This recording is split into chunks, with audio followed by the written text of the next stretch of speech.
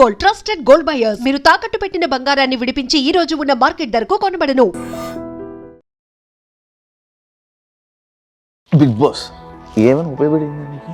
Depression, trauma, biggest regret. BB Jodi 1 చేసావు, top 5. Yes. BB జోడి 2 చేస్తున్నావు. ఈ మధ్యలో ఎలిమినేట్ అయిపోవడానికి నీ డిసిషన్ ఏంటి? ఎందుకు వదిలేసుకున్నావు దాన్ని? ఎలిమినేట్ అవ్వలేదు, డ్రాప్ అవుట్ అయినా షో నుంచి. ఎందుకు? అంటే లాంచ్ తర్వాత ఏమో కొరియోగ్రాఫర్ చేంజ్డ్, ఫస్ట్ షెడ్యూల్ ఏమో టెక్నికల్ ఇష్యూలో ఇలా అయింది. శ్రీజది నీది ఎలిమినేట్ అయిపోయాక చాలా మంది కామెంట్స్ అండ్ స్టోరీస్ పెట్టారు. శ్రీజ దొమ్మే ఉంటే ఇంక ఎలిమినేట్ అయిపోవాల్సిందే, ఆమె తప్ప ఇంకేం రాలేదని చాలా నెగిటివిటీ అనేది స్ప్రెడ్ అయ్యి. I was not ready with Sreeja also. నేను శ్రీజాకి కూడా చెప్పినాను ఇది. ఇట్ డజంట్ లుక్ గుడ్, అసలు జోడీగా మన ఇద్దరం సెట్ అవ్వము. నా ప్రమేయం లేకుండా అన్ని జరిగిపోయినాయి. బయాసుడు ఏమైనా ఉందా? వీళ్ళకి సపోర్ట్ చేయాలి, ఈ టీంకి సపోర్ట్. నైనిక, అమర్దీప్ చేసిన పర్ఫార్మెన్సెస్ అన్ని ది బెస్ట్ ఉండవు. నేను చేసిన పర్ఫార్మెన్సెస్ అన్ని అట్టర్ ఫ్లాప్ ఉండవు. సో వాళ్ళ దాంట్లో కూడా కొన్ని మిస్ అయినవి ఉన్నాయి. శ్రీముఖి ఫ్రెండ్షిప్ విషయంలోకి వస్తే ఎక్కువ వాళ్ళతోనే ఎందుకు ఉంటావు? ఎక్కువ సెలబ్రిటీస్ ఫేమ్ కోసం తిరుగుతున్నాం అనేవాళ్ళు. సెలబ్రిటీస్ ఫేమ్ కోసం తిరగడం ఏంటి? ఈ ఫేమ్ వల్ల నాకేమొస్తుంది, వీళ్ళతో తిరిగితే నాకేమొస్తుంది, నేను ఆలోచించేవాడిని కాదు. ఎప్పుడు ట్రాన్స్ఫర్మేషన్ మీద, నీ బాడీ మీద ఎప్పుడు చాలా కామెంట్స్ వచ్చినా కూడా ఎందుకు పట్టించుకో? Monday to Friday strict night నడుస్తుంది, ఫ్రైడే నైట్కి నాశనం అయిపోద్ది. లాట్ ఆఫ్ ఆపర్చునిటీస్ మిస్ అవ్వడానికి కూడా వన్ ఆఫ్ ద రీజన్స్ అని నేను అనుకుంటాను. హాయ్, హలో, నమస్తే. నేను మీ anchor Shiva. Welcome to iDream media. ఈరోజు నా ముందున్న ఫ్రెండ్ ఆర్జే చైతు. చైతుతోటి 4 ఇయర్స్ జర్నీలో ఇది నాకు తెలిసి పర్సనల్ ఇంటర్వ్యూలో ఫస్ట్ ఇంటర్వ్యూ అనమాట. అయితే చైతుతో మాట్లాడి చైతుతో మాట్లాడి మనకు తెలియని విషయాల్ని తెలుసుకునే ప్రయత్నం అయితే చేద్దాం. అండ్ బీబీ జోడి టాపిక్స్ అండ్ మీకు చాలా డౌట్స్ ఉంటాయి చైతు గురించి అడగాలని, అవన్నీ అడిగి నాకు కూడా డౌట్లు ఉన్నాయి, అవి కూడా ఇంటర్వ్యూ పేరుతో అడిగేసి గుద్దేద్దాం. బానే. హాయ్, హలో, ఎలా ఉన్నావు? బాగున్నాను శివ, హౌ ఆర్ యూ? బాగున్నాను. Thank you so much for asking. ఎలా ఉంది చైతు నీ journey? Fantastic. Work, always busy with work. I have my own job, so 9 hours job. Everyday హ్యాపీగా వర్క్ చేసుకుంటాను, వీకెండ్స్ ఫ్రెండ్స్తో చిల్ అవుతాను. కాదు, ఇక్కడ నాకు ఒక సర్ప్రైజింగ్ థింగ్ ఉంది. అంటే you know everything about me, each and everything నీకు తెలుసు. ఇప్పుడు ఇంటర్వ్యూలో ఏం అడుగుతావు, తెలియని ఏ విషయాలు తెలుసుకుంటావు అని చెప్పేసి నాకు డౌట్. నాకు తెలుసు, కానీ ఆడియన్స్కి తెలియదు కదా. నేను కూడా కొత్తగా విన్నట్టు వింటాను. ఓకే, అది ఆ ఫీల్ రావాలి కదా ఆడియన్స్కి. అదే. Yes, ready. బీబీ జోడి 1 చేసావు, ఎస్, టాప్ 5. ఎస్. బీబీ జోడి 2 చేస్తున్నావు. ఈ మధ్యలో ఎలిమినేట్ అయిపోవడానికి నీ డిసిషన్ ఏంటి? ఎందుకు వదిలేసుకున్నావు దాన్ని? ఎలిమినేట్ అవ్వలేదు, డ్రాప్ అవుట్ అయినా షో నుంచి. ఎందుకో season 1 was very smooth, you know, ఎక్కడ ఏ ఇబ్బంది లేదు. హ్యాపీగా నేను కాజల్ అమేజింగ్ పర్ఫార్మెన్స్ ఇచ్చి మంచి పింక్ సోఫాలు కొట్టేవాళ్ళము, గిఫ్ట్లు గెలుచుకునే వాళ్ళము, చాలా కష్టపడే వాళ్ళము, ఎంజాయ్ చేసేవాళ్ళం షో. ఇది కూడా అలాగే ఎంజాయ్ చేద్దామని when I got the offer, season 2 start అవుతుంది అని చెప్పేసి అన్నాక జోడీస్ అని అన్నారు. ఇట్లా ఫస్ట్ ఒక జోడీని ఇచ్చిండ్రు, ఫస్ట్ రమ్య మోక్ష అన్నారు. ఓకే అని చెప్పేసి అన్నాము, బట్ అది వర్కౌట్ కాక ఇంకోళ్ళకి వెళ్ళారు. దాని తర్వాత కీర్తి భట్ అని చెప్పారు. సైడ్ ఓకే, ఎవరైనా జోడీ డాన్స్ చేయాలని చెప్పేసి కీర్తి భట్ని ఇచ్చినారు. ఫస్ట్ కొరియోగ్రాఫర్ వచ్చేసి యాంథోనీ వాగ్ అని చెప్పేసి చెన్నై బేస్డ్ కొరియోగ్రాఫర్స్, ఎవరైతే నాకు కాజల్కి సీజన్ 1లో కొరియోగ్రాఫ్ చేస్తారో వాళ్ళే మాకు కొరియోగ్రాఫర్స్ అన్నాక వి ఫెల్ సో హ్యాపీ. సరే, లాంచ్ ఎపిసోడ్ చేసాము, ఆ కొరియోగ్రఫీలో అంతా అయిపోయింది. నెక్స్ట్ ఇంకా లాంచ్ అయిన తర్వాత we have to start our first schedule performances. Cut చేస్తే వాళ్ళకి ఏదో ఇష్యూ వచ్చేసి the left, so choreographer change. ఇదేంది స్టార్టింగే ఇట్లా కొరియోగ్రాఫర్ చేంజ్ అయ్యారు అని చెప్పేసి ఓకే అని చెప్పేసి సెకండ్ కొరియోగ్రాఫర్ సంకేత్ని ఇచ్చారు. I was so happy. Sanket ఇంకా చాలా క్రియేటివ్గా చేయొచ్చు, సీజన్ 1కి సీజన్ 2కి డిఫరెన్సెస్ చూపించవచ్చు పర్ఫార్మెన్సెస్లో, క్యారెక్టర్స్లో అని చెప్పేసి అనుకుని ఉండే. So we started practising. So schedule 1 నుంచి కూడా స్మూత్గా వెళ్ళలేదు అసలు ఈ జర్నీ. సీజన్ 2ది నాకు స్టార్టింగ్ కొరియోగ్రాఫర్ చేంజ్ అవ్వడము, అండ్ ఫస్ట్ పర్ఫార్మెన్సే ఏమైందంటే టెక్నికల్ ఇష్యూ. మేము బ్లైండ్ పర్ఫార్మెన్స్ చేసినాము, వేరే నేను బ్లైండ్ కట్టుకొని ఫస్ట్ హాఫ్ అంతా బ్లైండ్తో చేస్తాను. అది లైట్ ఆఫ్లో నేను బ్లైండ్ చేసుకోవాలి. నేను వచ్చినాను, బ్లైండ్ చేసుకుంటున్నా. కట్ చేస్తే లైట్ ఆన్లో బ్లైండ్, అక్కడ ఆఫ్ చేయాల్సింది టెక్నికల్ ఇష్యూ ఆన్లో ఉండే. జడ్జెస్కి అర్థం కాలేదు, ఏంటి మా కళ్ళ ముందే కట్టుకుంటున్నాడు అని చెప్పేసి. టెలికాస్ట్లో మళ్ళీ రీషూట్ చేసి అది టెలికాస్ట్ చేసినాము. అక్కడ మార్క్స్ పోయినాయి. అసలు అర్థం కాలేదు కాన్సెప్ట్ ఏందో అని చెప్పేసి అయ్యని అనుకున్నాము. ఫస్ట్ షెడ్యూల్ అలా అయిండే, అంటే లాంచ్ తర్వాత ఏమో కొరియోగ్రఫర్ చేంజ్, ఫస్ట్ షెడ్యూల్ ఏమో టెక్నికల్ ఇష్యూలో ఇలా అయింది. అండ్ సెకండ్ షెడ్యూల్ మంచిగా పర్ఫామ్ చేద్దామని చెప్పేసి ఆటో మీద పర్ఫార్మెన్స్ అని చెప్పేసి స్టార్ట్ చేసినాం. అన్ఫార్చునేట్లీ కీర్తి మాల్ ఫంక్షన్ అయింది, అవుట్ఫిట్ మధ్యలో పర్ఫార్మెన్స్ ఆగిపోయింది. మధ్యలో పర్ఫార్మెన్స్ అయినాక 1 more ఛాన్స్ ఇస్తారా అంటే ఇస్తామన్నారు. ఇస్తామన్నాక మేము పర్ఫామ్ చేసిన తర్వాత జడ్జెస్ అన్నారు ఏదైతే ఫస్ట్ పర్ఫామ్ చేస్తారో అదే కన్సిడర్ చేస్తున్నాము అని అన్నారు. సో సెకండ్ షెడ్యూల్ అది జరిగింది. అదే మూడ్లో బాంగ్రా కూడా సెకండ్ ఎపిసోడ్ చేసినాము, అది బాగానే వచ్చింది. అండ్ ఎట్లా అంటే ఆ రోజు కూడా యూజువల్లీ మనకి ఎపిసోడ్ స్టార్ట్ అయినప్పుడు జడ్జెస్ ఎంట్రీ ఉంటుంది, యాంకర్ ప్రదీప్ ఎంట్రీ ఉంటుంది, జడ్జెస్ ఎంట్రీ ఉంటుంది, ఆ తర్వాత కంటెస్టెంట్స్ వస్తాము, కూర్చుంటాము, ఆ తర్వాత పర్ఫార్మెన్సెస్ స్టార్ట్ అవుతాయి. మాది ఆటో ప్రాపర్టీ ఉంది కాబట్టి అవంతా కూడా ఏం చేయకుండా first starting episode morning 9 o'clock start అయింది, మా పర్ఫార్మెన్స్ స్టార్ట్ అయింది. సో ఫస్ట్ షెడ్యూల్లో ఫస్ట్ పర్ఫార్మెన్స్ మాదే, టెక్నికల్ ఇష్యూ. సెకండ్ షెడ్యూల్లో ఫస్ట్ పర్ఫార్మెన్స్ మాదే, డ్రెస్ ది టెక్నికల్ ప్రాబ్లము. మళ్ళీ అక్కడ అలా అయింది. ఆ సెకండ్ షెడ్యూల్ అలా అయిపోయింది. దానివల్ల మేము బాటమ్కి వచ్చినాము ఫేస్ ఆఫ్కి. అది కూడా రూల్స్ చేంజ్ చేసిండ్రు. వేరే మేము అసలు 5th పొజిషన్లో లేము, 4th పొజిషన్లో ఉన్నాం సాటర్డే ఎపిసోడ్. బట్ దెన్ ఈ షెడ్యూల్ వచ్చేసి out of all the 9 contestants bottom 2 ఎవరైతే ఉంటారో వాళ్ళు అని చెప్పేసి. అన్ఫార్చునేట్లీ కీర్తికి డేట్ లేదు, అండ్ కీర్తి బెంగళూరు వెళ్ళిపోయింది, నేను ఒక్కడనే ఉన్నాను.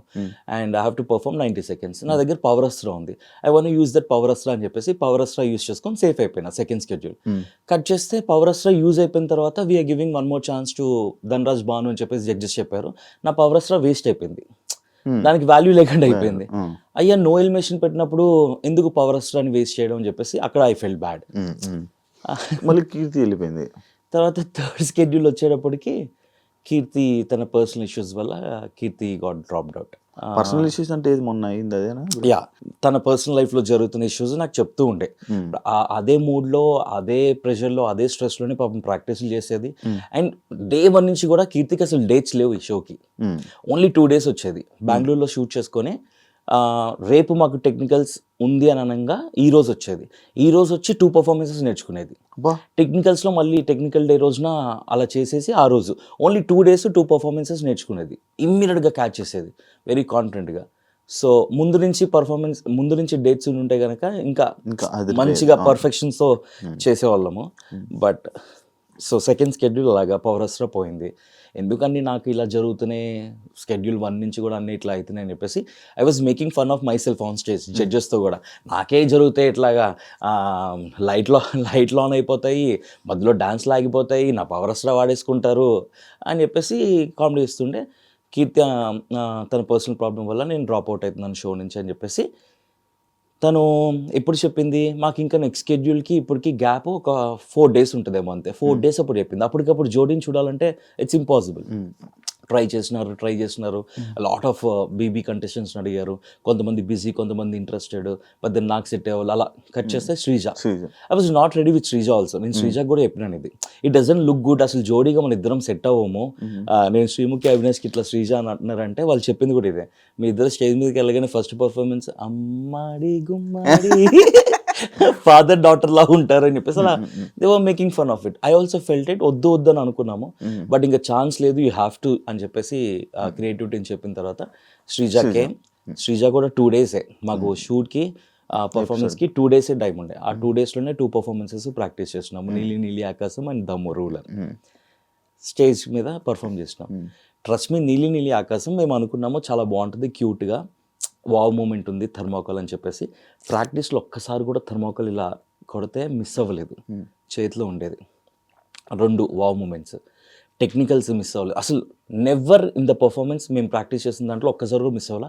We were very confident that will be a clean act, క్యూట్గా ఉంటుంది, వావ్ మూమెంట్స్ ఉన్నాయని చెప్పేసి అనుకున్నాము. కట్ చేస్తే స్టేజ్ మీద ఇట్లా థర్మాకోల్ కొట్టగానే ఇదే ఇటువైపు ఎగిరిపోయింది, ఇంకోటి అటువైపు ఎగిరిపోయింది. దీనివల్ల బ్యాక్ సైడ్ ఫ్యాన్ ఆన్ ఉంది, అక్కడ జడ్జెస్ ఏసీ ఆన్ ఉంది. They forgot technical problem. I can't complaint, ఇవన్నీ బ్యాక్ ఎండ్లో జరుగుతుంటాయి. ఐ ఫెల్ట్ ఓకే, ఇది కూడా ఇట్లా అయింది, అన్నీ నాకే అవుతున్నాయి, అన్ని టెక్నికల్ ఇష్యూస్, ఏదో ఒక ప్రాబ్లమ్, పర్ఫార్మెన్స్ ఏది స్మూత్గా రావట్లేదు అని చెప్పేసి. అన్ఫార్చునేట్లీ జస్ట్ 2 మార్క్స్తో మేము ఆ స్కెడ్యూల్ బాటమ్కి వచ్చినాము. రీతు పవన్ వాళ్ళకి 136 అనుకుంటా, మాకు 134 ఎంతో, 2 ఎగ్జాక్ట్గా స్కోర్ గుర్తులేదు, 2 పాయింట్స్ డిఫరెన్స్తో బాటమ్కి వచ్చినాం. అప్పుడు సడన్గా చేంజ్ చేస్తారు మళ్ళీ, ఇప్పుడు సాటర్డే సండే టీమ్ సండే అని చెప్పి. I thought out of 9 contestants మళ్ళీ ఉంటుందేమో అని అనుకుంటే లేదు, ఆ స్కెడ్యూల్ వేరు ఈ స్కెడ్యూల్ వేరు అన్నారు. సరే అని ఫేస్ ఆఫ్కి వెళ్ళినాము. కట్ చేస్తే నాకు అసలు టైం లేదు. ఫంక్షన్ నా నీస్ హాఫ్ సారీ సెరమనీ, చాలా వర్క్స్ నేను అసలు ఏమీ చేయలేదు ఆ రోజు. అన్ని వర్క్స్ పెండింగ్ పెట్టుకుని ఆ రోజు డెకరేషన్ వాళ్ళు, క్యాటరింగ్ వాళ్ళు అందరూ వస్తుంటే వాళ్ళతో కాల్స్ మాట్లాడుతూ, ఆఫీస్లో మేము ఒక రెడ్ ఎఫ్ఎంలో ఒక బిగ్ ఈవెంట్ చేస్తున్నాము సునీల్ గ్రోవర్ది. దాని మెయిన్ మీటింగ్ ఆ రోజు ఆఫీస్లో ఉంది. I have to be in the office. So నేను ఆఫీస్కి వెళ్ళి ఆ మీటింగ్ అటెండ్ అయ్యి ఇంట్లో ఆ వర్క్స్ అని చూసుకొని నాకు టైం లేకుంటే 90 సెకండ్స్ ప్రాక్టీస్ చేయడానికి. నేను వీళ్ళు కాల్ చేస్తున్నారు 90 సెకండ్స్ అని చెప్పేసి టీమ్, బట్ లేదు నాకు టైం లేదు, I can't do it, let's do something, ఏదో ఒకటి చేద్దాం లేదు ఇది అనుకున్నాము. నేను ఆ రోజు ఫ్రీ అయింది కూడా నైట్ 10:30కే ఎప్పుడో ఫ్రీ అయినా నా వర్క్స్ అని. సరే ఇమీడియట్గా షూట్కి అయితే వస్తానని చెప్పేసి షూట్కి వెళ్ళినాము. శ్రీజ తను అప్పుడే వచ్చింది పాపం, తను ఇంకా అసలు non dancer and first stage performance తనది. ఇమ్మీడియట్గా 90 సెకండ్స్ అంటే తను మెంటల్లీ నాట్ ప్రిపేర్డ్. సరే ట్రై చేద్దామని చెప్పేసి తను అనుకున్నా, ఇద్దరం కలిస్తేనే కదా 90 సెకండ్స్ చేయగలము. సో శ్రీజ కూడా ఇంకా సారీ శ్రీజ నేను చేయలేకపోతున్నాను 90 సెకండ్స్ టైం లేకుండే అని చెప్పేసి అంటే, లెట్స్ డూ, ఏం చేద్దామో చేద్దామని చెప్పేసి అనుకొని స్టేజ్ ఎక్కినాము.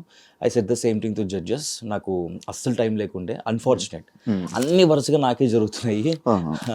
సో టైం శ్రీజది నీది ఎలిమినేట్ అయిపోయాక చాలా మంది కామెంట్స్ అండ్ స్టోరీస్ పెట్టారు, శ్రీజ దొమ్మే ఉంటే ఇంక ఎలిమినేట్ అయిపోవాల్సిందే, ఆమె తప్ప ఇంకేం రాలేదని చాలా నెగిటివిటీ అనేది స్ప్రెడ్ అయ్యింది. So bad, she is such a sweet heart, నవ్వుతూనే ఉంటుంది అండ్ వెరీ సపోర్టివ్.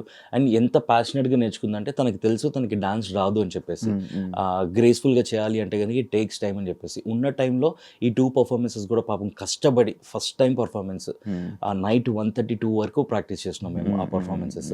సో తను చాలా కష్టపడింది, చాలా ప్యాషనెట్గా తను కూడా చేద్దాం అనుకుంది, తన జర్నీ కూడా వెళ్ళాలి అని చెప్పేసి. బట్ అన్ఫార్చునేట్గా అంటే నా ప్రమేయం లేకుండా అన్నీ జరిగిపోయినాయి.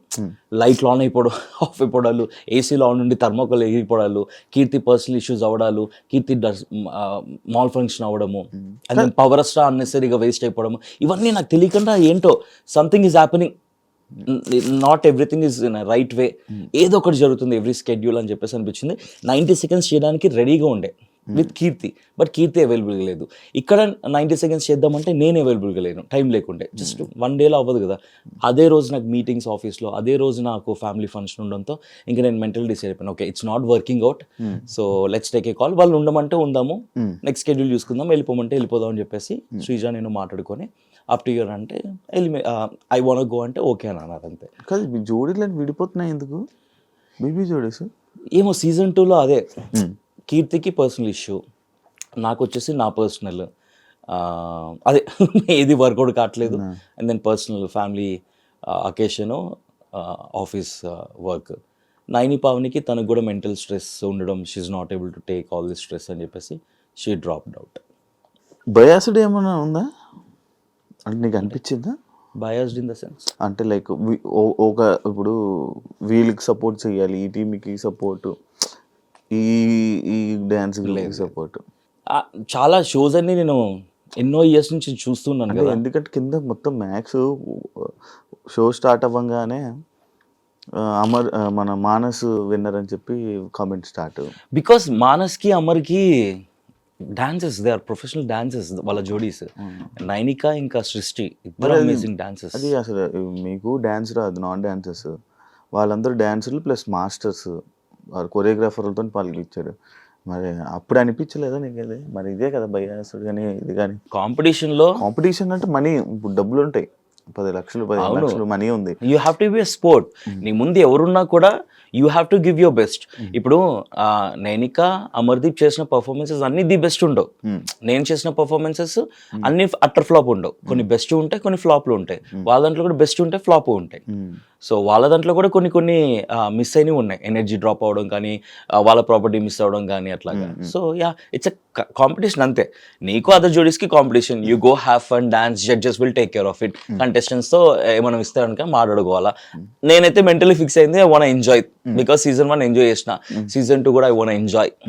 బేసికలీ మనం ఏ షో తీసుకున్నా కూడా ఐ విల్ ఎంజాయ్ ఇట్, కాబట్టి ఎంజాయ్ చేసుకుందాము. Competition as we will give up best అని అనుకున్నాం, but unfortunately all these things happen నాకు ఈ సీజన్ 2లో. చైతు చాలా షోస్ చేశాడు, చాలా టీవీ షోస్ చేస్తూ ఉంటాడు. చాలా ఏం చేయలేదు చేస్తావు, నాకన్నా చాలా బెటర్ యా కదా. సర్టన్ పిఆర్ పెట్టుకోవాలి నీకు ఎందుకు అనిపించదు? అంటే నువ్వు లేపుకోవడానికి. నాకు ఓటీటీ తర్వాత ఈ పిఆర్ గేమ్ అనేది తెలుసు. నేను ఓటీటీ బిగ్ బాస్కి వెళ్ళినప్పుడు నాకు అసలు పిఆర్ అనేది, దాని ముందు బిఫోర్ నా ఫ్రెండ్స్ బిగ్ బాస్కి వెళ్ళినప్పుడు పిఆర్ అనేది తెలియదు, because I only did for every one. OTT నుంచి నేను ఎలిమినేట్ అయినాక I came to know okay PR అనేది ఉంటుంది, ఇలా కమెంట్స్, మీమ్స్, అవి ఇవి ట్వీట్స్ అది ఇది అని చెప్పేసి. బట్ ఎప్పుడు అవసరం పడలేదు మనకి, ఏదైనా ఆర్గానిక్గా జరగాలి, ఏదైనా న్యాచురల్గా జరగాలి అని అంటే ఇప్పుడు ఎవరైతే రితు ప్లస్ డెమోను లాస్ట్కి వచ్చినప్పుడు మీరు కొంచెం డ్రాప్ అయిపోయారంటే వాళ్ళిద్దరు జోడికి కామెంట్స్ ఎక్కువ ఉన్నాయి యూట్యూబ్లో. ఓకే, మనం వెళ్ళినా కూడా నన్నే తీసేస్తారేమో అనే ఆలోచన నీకు వచ్చి ఉండొచ్చు అని నా ఒపీనియన్. అచ్చా, ఫేస్ ఆఫ్కి వెళ్ళినప్పుడు రీతు పవన్కి మాకు మధ్యన, బట్ ఫేస్ ఆఫ్ మాకు రీతు పవన్కి కాదు, ఫేస్ ఆఫ్ వచ్చేసి పింకీ మణికంఠ వచ్చిండ్రు, నేను శ్రీజ. ఐ కెన్ పర్ఫామ్, నేను 90 seconds చేస్తా, పింకీ వాళ్ళు కూడా చేస్తారు, లేదా వాళ్ళు పవర్ అస్ట్రా యూస్ చేసుకొని ధనరాజ్ భానుని తీసుకొస్తారు, ఏదో ఒకటి జరుగుద్ది, నేను పర్ఫామ్ చేయడానికి కూడా రెడీ. బట్ నాకు టైం లేకుండే, నిజంగా నాకు జెన్యూన్ రీజన్, అన్నీ అలా జరిగినాయి అంతే, నాకు తెలియకుండా అలా జరిగిపోయినాయి. ఫుల్ ఆన్ 90 seconds శ్రీజాని తిప్పేసి పక్కన ఎత్తేసుకొని ఏమన్నా చేసేసి 90 seconds చేసేయచ్చు, కానీ నిజంగా రోజు టైం లేకుండే నాకు, పర్సనల్లీ నాకు ఆ మీటింగ్ ఉండడం అది, లేకపోతే 90 seconds చేస్తే అయ్యేది. యా, కమెంట్స్ విషయానికి వస్తే కనుక Rithu Pawan as they are ఇప్పుడే లేటెస్ట్ సీజన్ నుంచి వచ్చారు కాబట్టి ఆ ఫాలోయింగ్ అదంతా ఉంటుంది కాబట్టి, అందుకే నేను షార్ట్స్ నేను నేను నేను ఈ కాంటెంట్ అంతా కూడా బేసికల్లీ నేను పర్సనల్గా నా యూట్యూబ్ ఛానల్లో పోస్ట్ చేసుకునేవన్నీ కూడా ఇట్స్ ఫర్ ద మెమరీ. ఎప్పుడైనా చూసుకోవాలనిపిస్తే చూసుకోవచ్చు అని చెప్పేసి. సో నేను ఐ యూస్ టు మొత్తం అన్ని షార్ట్స్ అంటే అంత కాంటెంట్ని నేను రికార్డ్ చేసుకునేవాడిని with every once permission. I'm recording it అని చెప్పేసి పర్మిషన్ అడిగే చేసేవాడిని. సెట్స్లో ఏం జరుగుతుందో ఆడియన్స్కి ఇంట్రెస్టింగ్ ఉంటుంది కదా, సో అవన్నీ చేసుకుని నేను షార్ట్స్ పెట్టడము, వ్లాగ్స్ పెట్టడం చేసినాను. Coming to your personal life, 16 years red FM, 16+ years 16 years ఒక కంపెనీలో వర్క్ చేయడం పక్కన పెడితే, ఒక సెలబ్రిటీ స్టేటస్ నీకు వచ్చాక టీవీ షోస్ చేస్తున్నప్పుడు అండ్ ఇంకా ఈవెంట్స్ హోస్టింగ్ చేస్తూ ఉంటావు, ఇవన్నీ ఉన్నాక కూడా జాబ్ ఎందుకు చేస్తావు? అంటే నార్మల్గా ఎవరు ఇష్టపడరు కదా జాబ్ చేయడానికి. అంటే ఇప్పుడు నేను ఈ ఎగ్జాంపుల్ ఎందుకు అడుగుతున్నాను, కాజల్ తీసుకున్నా, కాజల్ మానేసింది, ఎఫ్ఎంనే వదిలేసింది, బిగ్ బాస్కి వెళ్ళొచ్చాక. నీది కూడా అలాగే అనుకున్నాం, కానీ నువ్వు మానలా, ఎందుకు చేస్తున్నావు అని. I'm very passionate about RJ. నేను చాలా కష్టపడి నేను ఆర్జే అయినా, అది నాకు ఈజీగా రాలేదు ఆ జాబ్, నా ఫస్ట్ జాబ్ అది. నేను డిగ్రీ చదువుకుంటున్నప్పుడు చాలా కష్టపడి ఎన్నో ఆడిషన్స్ ఫేస్ చేసి, రిజెక్షన్స్ ఫేస్ చేసి నేను జాబ్ తెచ్చుకున్నాను. అండ్ ఆ జాబ్లో నేను successful, very much happy with my profession.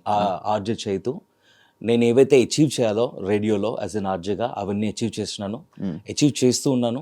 I enjoy my work and I'm secured.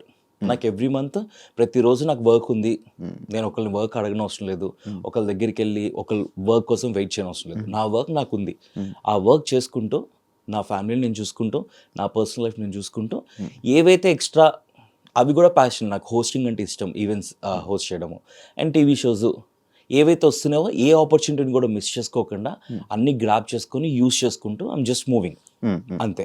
That's the only reason. I'm secured. ఒకళ్ళు వర్క్ ఇస్తారా లేదని వెయిట్ చేయడానికి అవసరం లేదు, ఒకళ్ళ దగ్గరికి వెళ్ళి వర్క్ అడగడం అవసరం లేదు, వచ్చినవి చేసుకుంటూ వెళ్ళాలా, సేమ్ టైం నా జాబ్ నేను కాపాడుకోవాలా. ఇది నేను ఎంజాయ్ చేస్తూ ఇవన్నీ ఎంజాయ్ చేస్తున్నాను అంతే. ఇది ఏదో అడుగుదాం అనుకుని మర్చిపోయాను, పాయింట్ మధ్యలో వచ్చింది, పాయింట్ వెళ్ళిపోయి. బేసికలీ బిగ్ బాస్ ఓటీటీ అయిన తర్వాత నేను అయిపోయింది, ఇంకా అచీవ్ చేసినాము, వదిలేసి జాబ్ అది అంటే కనుక కానీ నీకు మాటలు ఈ రేడియో జాకీలో జాయిన్ అయినప్పుడే నుంచే ఈ మాటలు గలగల మాట్లాడడం ఎంత ఓపెన్గా ఉండడం అనేది మొత్తం రెడ్ ఎఫ్ అర్థమైంది. నీ క్వశ్చన్ ఏంటి అంటే షై ఫీలింగ్ అనేది నీకు అసలు షై లేదా కాదు, అనేది? షై అనేది కాదు, నువ్వు మాట్లాడుతూ ఉంటావు గలగల మాట్లాడుతూనే ఉంటావు అలా కంటిన్యూస్గా ఆపో మ్యాక్స్. ఆ మాటలు ఈ ఎఫ్ఎం వల్ల నీకు అలవాటు అయ్యాయా? ఇలా చిన్నప్పటి నుంచి నేను స్కూల్లోనే I use to participate in all the competitions. A competition announce చేసినా రేస్ చేసేవాడిని. అట్లీస్ట్ కన్సలేషన్ ప్రైజ్ అయినా లేదా సర్టిఫికేట్ అయినా తెచ్చుకునేవాడిని. నా దగ్గర ఇన్ని సర్టిఫికేట్లు ఉంటాయి, పార్టిసిపేషన్ సర్టిఫికేట్స్, కన్సలేషన్ ప్రైజెస్ అన్నీ కలిపి. సో చిన్నప్పటి నుంచి ఆ యాక్టివ్నెస్ ఉంది కాబట్టే నేను ఈ స్ట్రీమ్ చూస్ చేసుకోవడం జరిగింది. సో ఈ స్ట్రీమ్లోకి వచ్చి ఇంకా ప్రతిరోజు మాట్లాడడమే కదా రేడియోలో 3 గంటలు. సో మాట్లాడుతూ మాటలే మనకి పెడుతున్నాయి. నేను యాక్చువల్లీ రాజ్యకి ట్రై చేసాలే, చేసా అవ్వాలి వర్కౌట్ అవ్వాలి. అప్పట్లో స్టార్టింగ్ యాంకర్ కన్నా ముందు ఆర్జేకి ట్రై చేశా. అంటే అందరూ అనుకుంటారు ఆర్జేయింగ్ అంటే జస్ట్ మాట్లాడితే ఆర్జేస్ అయిపోవచ్చు అని చెప్పేసి అనుకుంటారు. నేను కూడా అలాగే అనుకునేవాడిని. బట్ అక్కడికి వెళ్ళాక ఆడిషన్స్ అన్ని రిజెక్షన్ ఫేస్ చేసినాక నాకు అర్థమైంది, ఓకే ఆర్జేయింగ్ అంటే లాట్ ఆఫ్ నాలెడ్జ్ ఉండాలా. ఒక టాపిక్ గురించి మాట్లాడుతున్నామంటే ఆ నాలెడ్జ్ మనకు ఉండాలి, ఫస్ట్ దాని గురించి తెలిసి ఉండాలి టు టాక్. అండ్ స్పాంటేనియస్ ఎక్కువ ఉండాలి, బికాస్ ఏ కాలర్ ఏం మాట్లాడతారో తెలియదు, వాళ్ళు ఎలా హ్యాండిల్ చేయాలో తెలిసి ఉండాలి. అవన్నీ కూడా నేర్చుకొని ఆ తర్వాత ఇది ఒకటి ఉంది అందరికీ, రేడియో జాకీ అంటే కూర్చొని ఏది పడుతుంది మాట్లాడచ్చు అని చెప్పేసి. ఏది పడితే అది మాట్లాడడానికి ఉండదు. అండ్ ఏది మాట్లాడుతున్నా కూడా with approvals we have to go on it. నేను వెళ్ళిపోయి ఇప్పుడు నాకు ఇష్టం వచ్చింది మాట్లాడుతానంటే ఒప్పుకోరు. నా ప్రోగ్రామింగ్ హెడ్స్ ఉంటారు, ప్రొడ్యూసర్స్ ఉంటారు, రీజనల్ ప్రోగ్రామింగ్ హెడ్స్ ఉంటారు, వాళ్ళతో డిస్కస్ చేసి this is what I'm going to talk today, this is the topic I'm going to take, these are the topics I'm covering in the show అని చెప్పి వాళ్ళతో approvals తీసుకొని వాళ్ళు కొన్నిసార్లు వద్దంటారు, ఆన్ ద స్పాట్లో మళ్ళీ చేంజెస్ అయితే అప్పుడు వెళ్ళి ఆన్ ఎయిర్ మాట్లాడతాం. ఎంత ఉందా ప్రాసెస్? చాలా ఉంటుంది. శ్రీముఖి ఫ్రెండ్షిప్ విషయంలోకి వస్తే ఎక్కువ వాళ్ళతోనే ఎందుకు ఉంటావు? ఇంతకుముందు ఎక్కువ సెలబ్రిటీస్ ఎందుకు తిరుగుతావు అని అడిగేవారు నన్ను. అవును, ఎక్కువ సెలబ్రిటీస్ ఫేమ్ కోసం తిరుగుతున్నావు అనేవాళ్ళు. సెలబ్రిటీస్తో ఫేమ్ కోసం తిరగడం ఏంటి, ఫేమ్ వల్ల నాకేమొస్తుంది, వీళ్ళతో తిరిగితే నాకేమొస్తుంది నేను ఆలోచించేవాడిని కాదు. నా షోస్కి వీళ్ళందరూ వచ్చేవారు, ఫ్రెండ్షిప్ బిల్డ్ అయ్యేది. They use to come to my office, they use to call me every day. And నేనున్న వర్క్ ఏంది, ఇండస్ట్రీ వల్ల నా ఫ్రెండ్స్ ఉంటారు. నేను చిన్నప్పటి నుంచి ఇండస్ట్రీలో ఉన్నాను కాబట్టి ఫ్రెండ్స్ అందరూ సెలబ్రిటీసే ఉంటారు. నేను సాఫ్ట్వేర్ కంపెనీలో ఉంటే కనుక ఎవరైతే సాఫ్ట్వేర్ ఇంజనీర్స్ ఉంటారో వాళ్ళు నా ఫ్రెండ్స్ అవుతారు. ఇండస్ట్రీలో ఉన్నాను కాబట్టి ఇండస్ట్రీ ఫ్రెండ్స్ నా ఫ్రెండ్స్. వాళ్ళ నా దగ్గరికి వచ్చేవారు, నేను వాళ్ళ దగ్గరికి వెళ్ళేవాడిని. సోషల్ మీడియాలో ఉంది కాబట్టి తిరుగుతున్నాను అనుకున్నారు, జస్ట్ బికాస్ వాళ్ళకి ఫేమ్ ఉందని చెప్పేసి. ఎందుకంటే వాళ్ళ ఫేమ్ అనేది overall all the Telugu states తెలుసు, నా ఫేమ్ అనేది ఓన్లీ హైదరాబాద్స్కే తెలుసు, బికాస్ ఆమె రేడియో జాకీ. నేను టెలివిజన్ ప్రెజెంటర్ అయి ఉండి నా ఫుల్ టైమ్ జాబ్ నేను కూడా టెలివిజన్లో ఉంటే కనుక నేను అందరికీ బాగా తెలిసేవాడిని. నేను radio jockey only for Hyderabad కాబట్టి హైదరాబాద్స్కి తెలుసు ఆర్జే చైతు అంటే ఎవరు. అందుకే మీతో వాళ్ళు అనుకునేవారు వీళ్ళు ఫేమ్ ఉన్న వాళ్ళతో తిరుగుతున్నారని. ఫేమ్ ఏది కాదు, it's all about bonding, it's all about friendship. What you give I give the same. నువ్వు నాతో మాట్లాడితే నేను నీతో మాట్లాడతా, నువ్వు నాకు ఇంపార్టెన్స్ ఇస్తే నేను నీకు ఇంపార్టెన్స్ ఇస్తాను, నువ్వు నాకు ప్రయారిటీ ఇస్తే నేను నీకు ప్రయారిటీ ఇస్తాను. As simple as that. అదే మంత్ర. ఎప్పటి నుంచి పరిచయం శ్రీముఖి? శ్రీముఖికి నాకు నాకు అందరూ ఇండస్ట్రీలో maximum all the TV stars నా షోలో ఒక సెగ్మెంట్ ఉంది, ఛోటా స్క్రీన్ బడా స్టార్ అని. Every Friday morning 11 to 2 Jabardasth మస్తీలో from 2015. It's a new show. So అప్పటి నుంచి నాకు ఎవ్రీ ఫ్రైడే ఒక ఛోటా స్క్రీన్ బడా స్టార్ని నువ్వు ఎలా అయితే ఇంటర్వ్యూస్కి పిలుస్తావు నేను వాళ్ళని స్టూడియోస్కి పిలిచేవాడిని. అలా అందరు పరిచయం నాకు. అట్లా శ్రీముఖి కూడా సూపర్ సింగర్ షో అవుతుంది. అప్పటికి ఇంకా పటాస్ లాంచ్ కూడా అవ్వలేదు. I called her. సుశ్రుతను శ్రీముఖి నా స్టూడియోకి వచ్చారు. That's the first time I met Sreemukhi. Hi అండి అది ఇది మాట్లాడుకున్నాము. షో అంతా అయిపోయిన తర్వాత I use to be in touch. నాకు మెసేజ్ చేసేవాడిని, ఫేస్బుక్లో మెసేజ్ చేసేవాడిని, చాట్ చేసేవాడిని, వాట్సాప్లో మెసేజ్ చేసేవాడిని, చాట్ చేసేవాడిని. ఆ తర్వాత మళ్ళీ ఇంకొక పటాస్ స్టార్ట్ అయింది, ఆ హంగామా ఉంది కాబట్టి మళ్ళీ ఇంకొకసారి షోకి పిలిచాను. మళ్ళీ షోకి వచ్చింది. దాని తర్వాత ఎక్కడ మాది బాండింగ్ స్టార్ట్ అయిందంటే కివ్వు కబాడీ అని చెప్పేసి జెమినీలో ఒక kabaddi show with all the TV stars. అందులో శ్రీముఖి యాంకర్, నేను కమెంటేటర్, నేను ఆర్జరాజ్ కమెంటేటర్స్. సో పొద్దునుంచి నైట్ వరకు షూట్లో ఉండేవాళ్ళని. అప్పటికే ఫ్రెండ్షిప్ స్టార్ట్ అయింది. So we use to have lunch together. పొద్దున్న షూట్కి వెళ్ళాక ఇద్దరం కూర్చొని మాట్లాడుకోవడం. అట్లా కెవ్వు కబాడీలో ఆ ఫ్రెండ్షిప్ కొంచెం స్ట్రాంగ్ అయ్యి ఆ స్కెడ్యూల్లో ఆ ఫ్రెండ్షిప్ కాస్త అట్లాగా వెరీ స్ట్రాంగ్ అయిపోయింది. ఇన్ని ఇయర్స్ సక్సెస్ఫుల్లీ అవుతుంది. అవినాష్తో అవినాష్ నాకు సేమ్. అవినాష్ కూడా నా షోకి గెస్ట్గా వచ్చిండు, జబర్దస్త్ మస్తీ షోకి, రేడియోకి. ఇంకా దానికన్నా ముందు అవినాష్ మేము రేడియోలో ఒక కాంపిటీషన్ పెడితే టాలెంట్ షో అల్వాల్లో రేడియోలో విని ఆ కాంపిటీషన్ మమ్మల్ని వచ్చి కలిసాడు. అప్పటికి అవినాష్ జబర్దస్త్లో కూడా లేడు. మేము రేడియో జాకీస్కి తెలుసు, use to listen to our radio. వచ్చాడు ఆ కాంపిటీషన్లో అవినాష్ విన్ అయ్యాడు. అట్లా నాకు అవినాష్ తెలుసు.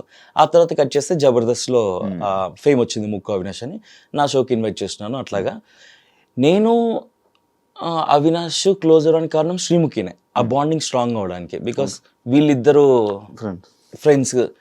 సో నేను శ్రీముఖి కలిసినప్పుడు అవినాష్ రావడము, అట్లా బాండింగ్ స్ట్రాంగ్ అయిపోయింది. అండ్ నేను Sreemukhi we enjoy Avinash company to the core. We enjoy Avinash company. మాకు అవినాష్ ఉంటే ఎన్ని పర్సనల్ ఇష్యూస్ ఉన్నా, ఎన్ని ప్రాబ్లమ్స్ ఉన్నా, నువ్వు కూడా ఉంటావు కదా, నవ్వుతూనే ఉంటాం. I just love Avinash company. నాకు అవినాష్ని చూస్తే నవ్వు వస్తుంది. నాకు శ్రీముఖి అవినాష్ ఇలా కనిపించగానే నవ్వు వస్తుంది, అమ్మా అనుకుంటే వస్తాడు, నవ్వు వస్తుంది. I enjoy Sreemukhi's and Avinash company. అందుకే ఒకప్పుడు అందరితో తిరిగేవాడిని, ఇప్పుడు only after Bigg Boss OTT నాకు this is not the life, it has to be this, not this అని అనిపించి ఓన్లీ క్లోజ్ పీపుల్, ఒక 4 పిల్లర్స్గా పెట్టుకొని, ఒక అనుదీప్, ఒక శ్రీముఖి, ఒక అవినాష్, ఒక యాంకర్ శివ, ఈ 4 పిల్లర్స్తో లైఫ్ని అలా ముందుకు తీసుకెళ్తూ ఉన్నాను. నీకు పెద్ద సెలబ్రిటీస్ తోటి బాగా పరిచయాలు ఉన్నాయి కదా, ఎలా అవి? అన్నీ రేడియోనే, అన్ని నా ప్రొఫెషన్ వల్లే. ప్రదీప్ మీరు కలిసి వర్క్ చేశారు? ప్రదీప్ మాస్టరాజు, ప్రదీప్ అన్న వచ్చేసి, ప్రదీప్ అన్న నేను రెడ్ ఎఫ్ఎంలో జాయిన్ అయినప్పటికీ రేడియో మిర్చిలో ఆర్జే మనోడు సేమ్ నైట్ షో చేసేవాడు. ఆర్కుట్ ఉండేది అప్పట్లో.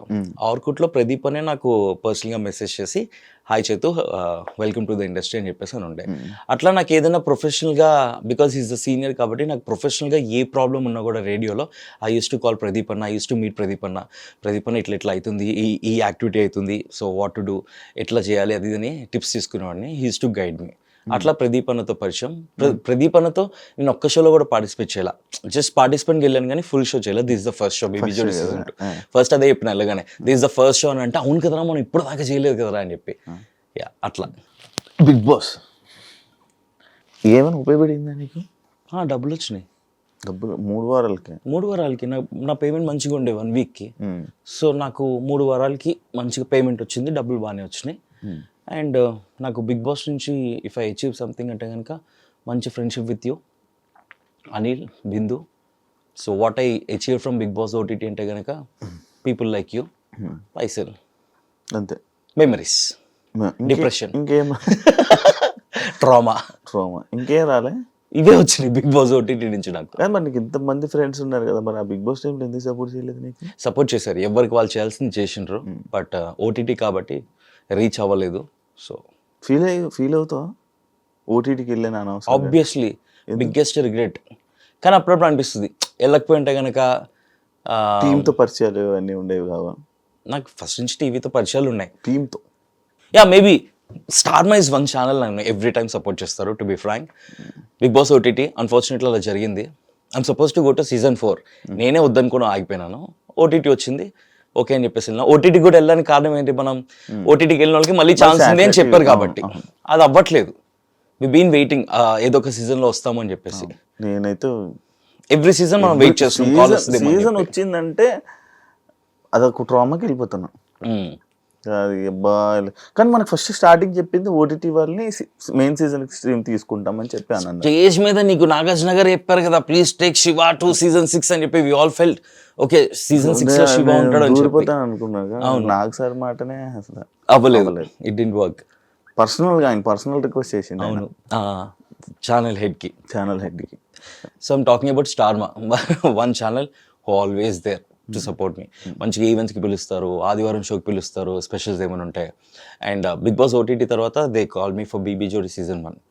ఆ సీజన్ 1 ఆపర్చునిటీ ఇచ్చారు. దాని తర్వాత కేబీకేజీ సీజన్ 1 దానికి ఆపర్చునిటీ ఇచ్చారు. ఇప్పుడు బీబీ జోడి సీజన్ 2 దీనికి ఆపర్చునిటీ ఇచ్చారు. సో ఏ షో చేసినా కూడా నేను మైండ్లో ఉంటా వాళ్ళకి. సో మంచిగా సపోర్ట్ చేస్తూ ఉంటారు. అదర్ ఛానల్స్లో జెమ్నీ ఏమైనా షోలు చేస్తే వాళ్ళు సపోర్ట్ చేస్తారు. Zee Telugu I never worked. ETV only షోస్కి వెళ్ళడం కానీ ఫుల్ ప్రాజెక్ట్. అండ్ ఎక్కువగా టీవీ షోస్ చేయకపోవడానికి one of the main reasons కూడా నా జాబ్. నేను ఎవ్రీడే 9 hours బ్లాక్డ్ పొద్దున్న 9:30 to 6 o'clock నా ఆఫీస్. ఏది ఉన్నా కూడా ఆఫ్టర్ 6 చేసుకోవాలి, లేదా లీవ్లు పర్మిషన్స్ పెట్టుకొని చేసుకోవాలి. అలా చేసుకుంటూ ఈ షోస్ చేసుకుంటున్నా. పెళ్ళి ఎప్పుడు అయినప్పుడు this one question, I'm happy this way. చిన్నప్పటి నుంచి చాలా స్ట్రగుల్స్ ఫేస్ చేసి స్టిల్ స్ట్రగుల్స్ ఫేస్ చేస్తూ I'm taking care of my family, I'm taking care of myself. So నాకు this is give me happiness. So మళ్ళీ ఇంకొక extra రెస్పాన్సిబిలిటీకి నేను mentally physically not ready.